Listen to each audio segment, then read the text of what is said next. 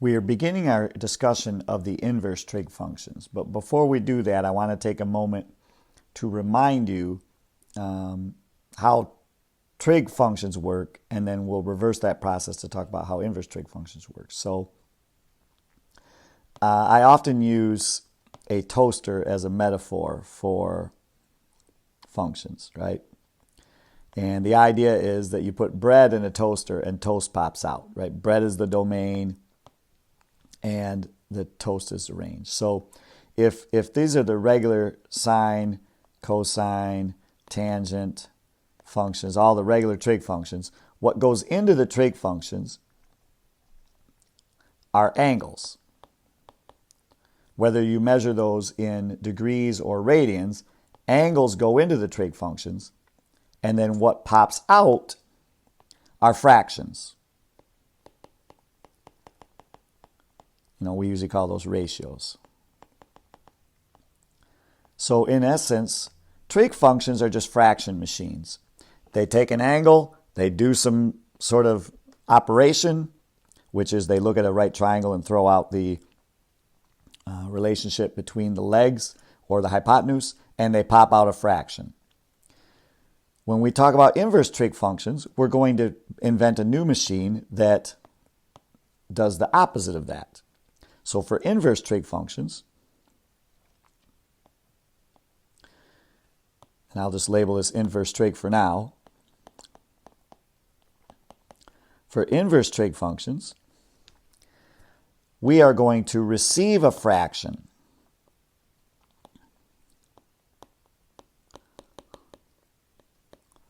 Now, when I say fraction, that's a misnomer because sometimes it's a whole number, but we know whole numbers can be fractions.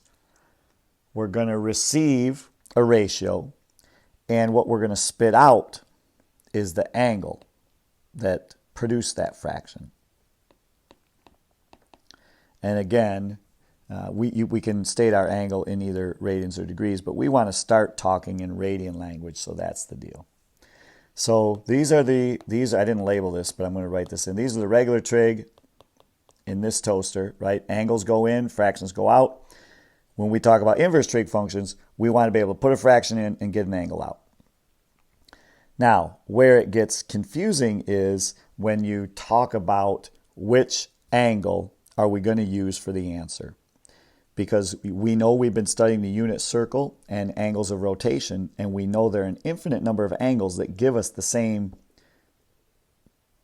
terminal side on a triangle, on a circle, and therefore there are multiple answers. Let me show you what I mean by just showing you our unit circle picture first. So we've been working with a unit circle that looks something like this, and we're doing things like, hey, what is the cosine of pi over 4? And so you go to the unit circle and you look up pi over 4, which is right here, and then we know that cosine is the x coordinate, so the output would be square root of 2 over 2. That's a trig function, right? So the cosine of pi over 4 happens to be the square root of 2 over 2. Now, that's not the only angle on this circle that has square root of 2 over 2 as its cosine.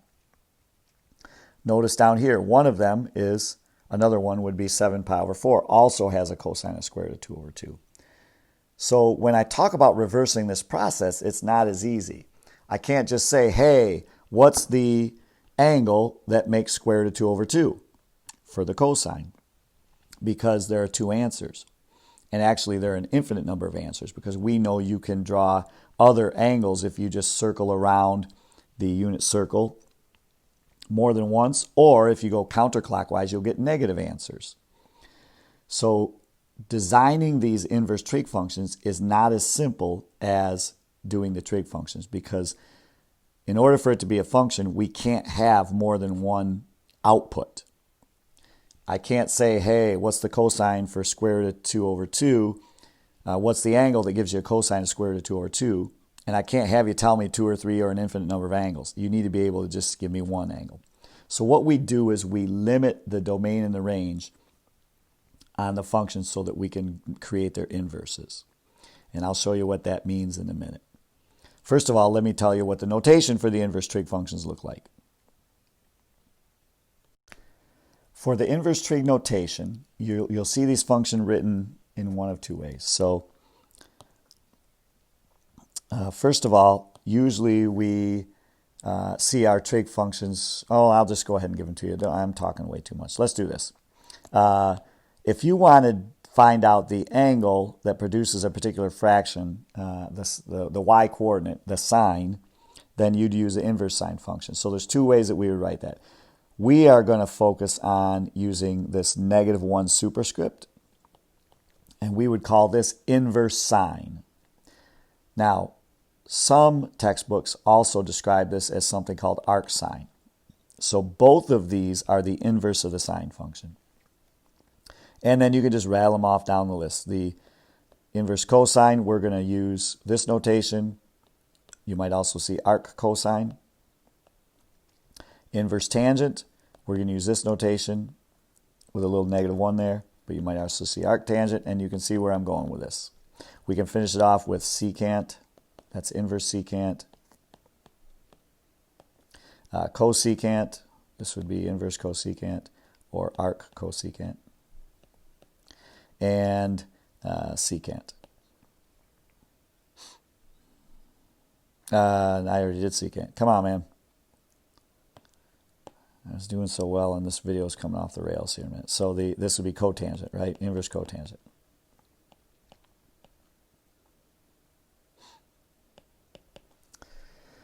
Okay, so this is the notation that we will use, and then it'll be associated with a fraction or a whole number if it happens to be that one, a fraction that reduces.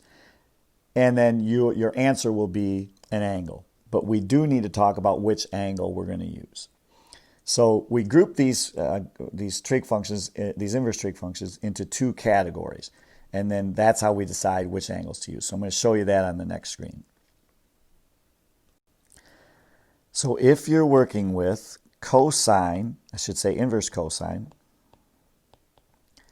inverse secant, or inverse cotangent, for those three functions, your answers are going to come only from the range 0 to pi, if you're doing degrees 0 to 180. We only use the top part of the circle to answer problems that are inverse cosine, inverse secant, or inverse cotangent. And my cotangent doesn't look right, so let me fix that. It's a little -1. That's how we indicate the inverse. So for these trig functions, you only answer with one of the angles from the top part of the circle between 0 and 180 degrees, or between 0 and pi radians. Now, what we did in class, for the face-to-face class, is we added some extra information onto this chart. So you can see that for inverse cosine, we're going to look at the red values, right? So inverse cosine is red. So what I did is I just made a little table, and if I want to find an inverse cosine answer, I look for the red numbers. So for example, what is the inverse cosine of square root of 3 over 2? I go right here to square root of 3 over 2, and my answer is the angle. If I want radians, pi over 6. If I want 30 degrees, or if I want degrees, it would be 30 degrees. So if your question looks like inverse cosine of square root of 3 over 2, your answer has to come from this chart. You look the cosine up on the red numbers, and as we found, this one's pi over 6. Or 30 degrees if you're answering in degrees. But we're going to stick with radians. Now, the other two inverse functions that we use this chart for are not labeled on this chart right now. The red is the cosine. You know the green is the sine, right? The y values of the sine. And then the purple is the radians, and the blue angles are the degrees. What we don't have on this chart right now, and what we added in class, is the secant and the cotangent. So I'm going to add some numbers to my chart here. That way I don't have to do the math more than once. So I'm going to use blue, and these are going to be around the outside. So it's not the dark blue degrees, It's numbers that we're going to add to this picture around the circle on the outside. And to do that, I might need to shrink this down a little bit. Yeah, let's do that. Shrinking it down a little bit. So the secant, remember, is the reciprocal of cosine. So if cosine is the x value, then the secant is 1 over the x value. So I go around the circle, and all these red numbers, I'm just going to do the reciprocals. So in class, what we did is we said, what's the reciprocal of 1? Well, that's also 1. 1 over 1 is still 1. So the secant for 0 is 1. The inverse secant of 1 is 0, yes. Okay. What's the reciprocal of 2? Square root of 3 over 2? We flip that thing over. Normally, right away, you would write square root. Man, my tongue is not working right now. When you flip over the square root of 3 over 2, you get 2 over the square root of 3, but we rationalized the denominator, and so we multiplied the top and bottom by the square root of 3, and that turned out to be 2 square root of 3 over 3. When we flipped over 2, when we did the reciprocal of square root of 2 over 2, the red number here, that would be 2 over the square root of 2, but when you reduce that, that's just the square root of 2. When we did the reciprocal of 1/2, that's just 2. The reciprocal of 0 is undefined. So the inverse secant for 0 is,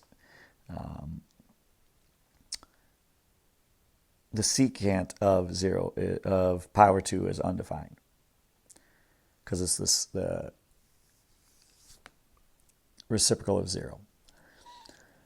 I wrote it right. I couldn't say it right. So let's see if I can continue here.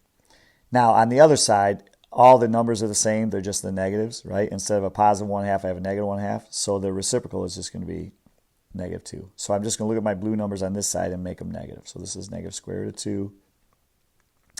This is negative 2 square root of 3 over 3.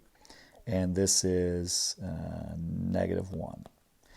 Those are the secant numbers. So secant's the blue. I'm going to shrink it in a little more so I can add, I'm going to add a row of black ink numbers, and that's going to be my cotangent.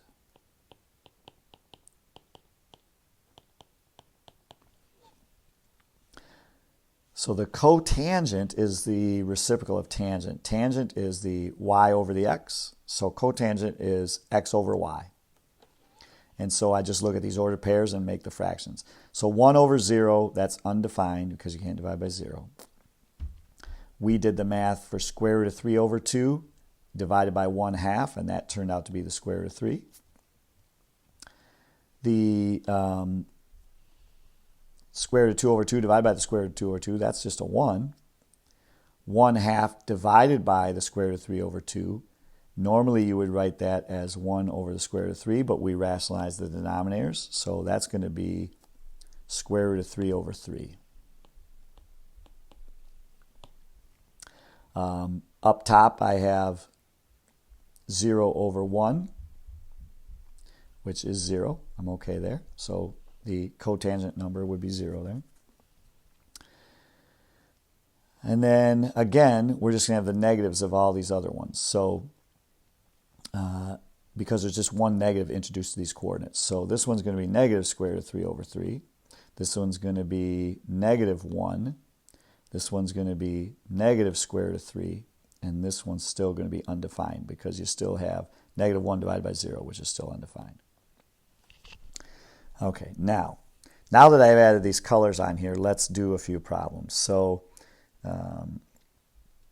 let me show you what I mean here. So what is the inverse secant for something like 2? So the way I use this chart is I go over and I look at the blue numbers because it says inverse secant's blue, and I look for a 2. And notice I have a 2 right here. That means that my answer is going to be the angle, right? The inverse secant is the angle, and so that's going to be pi over 3. And similarly with the cotangent. Let's say I want to know what the inverse cotangent of negative square root of 3 over 3 is.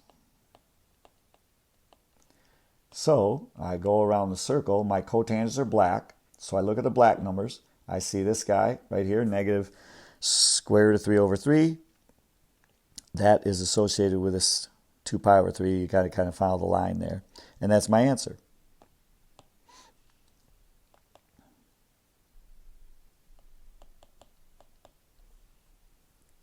And that's how inverse trig functions work. I tell you the ratio, right, the fraction, and you tell me what angle made that fraction. We are adding in the extra information on this grid, which we handed out in class, and those are posted online as well. We added the extra information so that we didn't keep having to do the reciprocals or the division every single time. These same numbers showed up a lot. In fact, you'll see all the same numbers when we talk about the other parts of the circle that we use for inverse sine, inverse cosecant, and tangent. Inverse tangent. So let me show you that one. This slide took a long time. The other one won't be as long because I will try and speak English, and because we already have all the numbers in, we'll just crank them out. Thanks for your patience. For the other three inverse trig functions that we haven't mentioned yet, that would be inverse sine, inverse cosecant, and inverse tangent.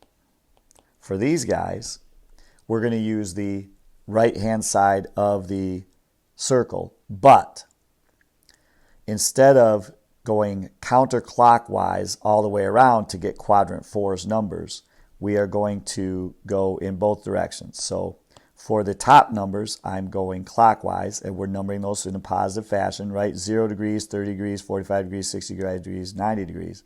But for the bottom part, notice we changed the numbers for this unit circle. We're counting in the negative direction. So we're 0 degrees, negative 30, negative 45, negative 60, negative 90. And that way, all of our answers will fall between negative pi over 2 and pi over 2. So we're only using the right side of the unit circle, but we're also renumbering the fourth quadrant so that these are a continuous interval. Okay. And then now we're just going to play the same game that we did before. First of all, the sine answers are already on the chart. Those are the green.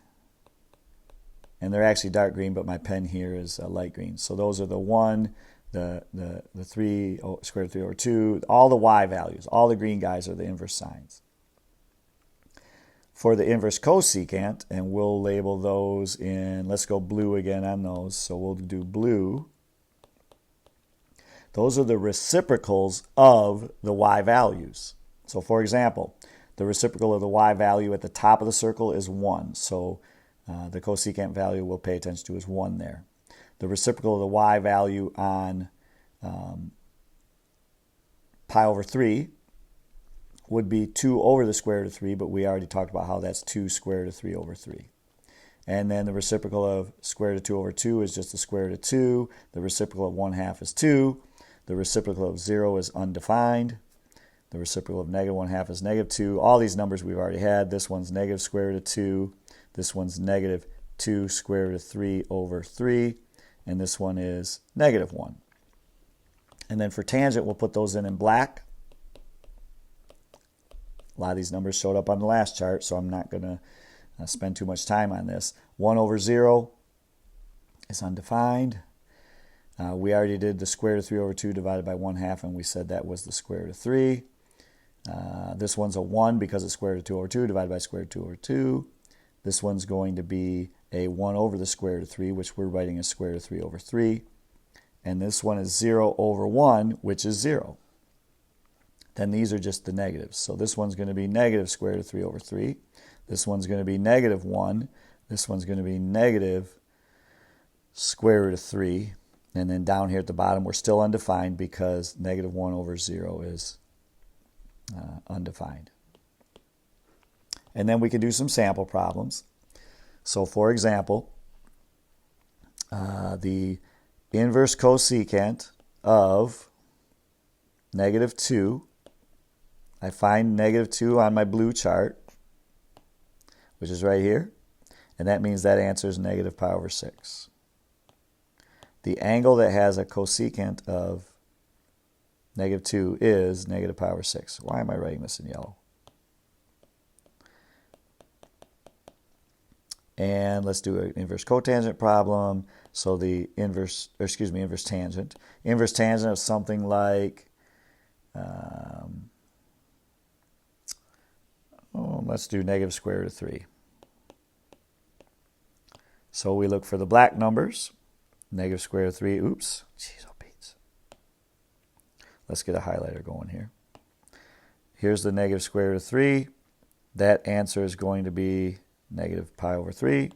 We plop it in here with blue ink, and we're done.